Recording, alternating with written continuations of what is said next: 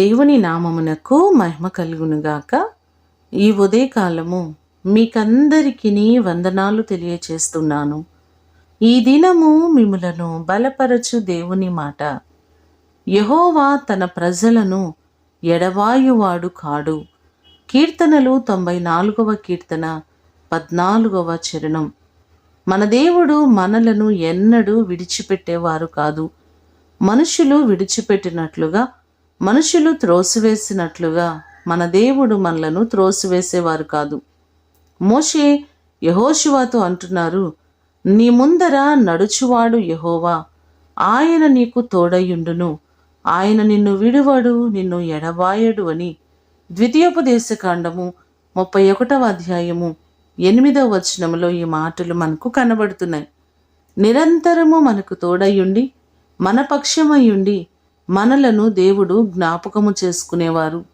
ఒకవేళ మిమ్మలను అందరూ విడిచిపెట్టవచ్చు, అందరూ మిమ్మలను తృణీకరించవచ్చు, కానీ మీ దేవుడు మిమ్మలను ఎంతగానో ప్రేమించుచున్నారు. ఆయన ప్రేమిస్తున్నారు. ఆయన మీ ఎడల జాగ్రత్త వహిస్తున్నారు. ఆయన మిమ్మలను పట్టించుకునేవారు. నా ప్రియ సహోదరి సహోదరుడా, ఏ విషయంలో నాకెవరూ లేరు, నన్నందరూ విడిచిపెట్టారని బాధపడుతున్నారో, మనుషులు తోడు లేకపోయినా మీ దేవుడు మీతో పాటు ఉంటారు. ఆయన నిరంతరము మిమ్మలను నడిపించేవారు. ఈ మాటలు వింటున్న మీకందరికీ దేవుడు తోడయుండి ఆయన మిమ్మను ఆశీర్వదించునుగాక. ప్రార్థన చేసుకుందాం. పరిశుద్ధుడైన తండ్రి, మీ పాదములకు వందనాలు, స్తోత్రాలు. మీరు మీ ప్రజలను ఎన్నడూ విడిచిపెట్టేవారు కాదు, ఎన్నడూ ఎడబాసే దేవుడవు కాదు ప్రభువా. మా ప్రియులెల్లరినీ జ్ఞాపకం చేసుకుని ప్రతి వారికి మీరు తోడుగా ఉండండి.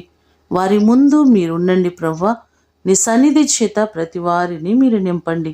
ఈ దినము కొరకు వందనాలు, కృతజ్ఞతలు మీకు తెలియచేస్తూ యేసు అతి శ్రేష్టమైన నామమున అడిగి వేడుకొని పొందియున్నాము తండ్రి.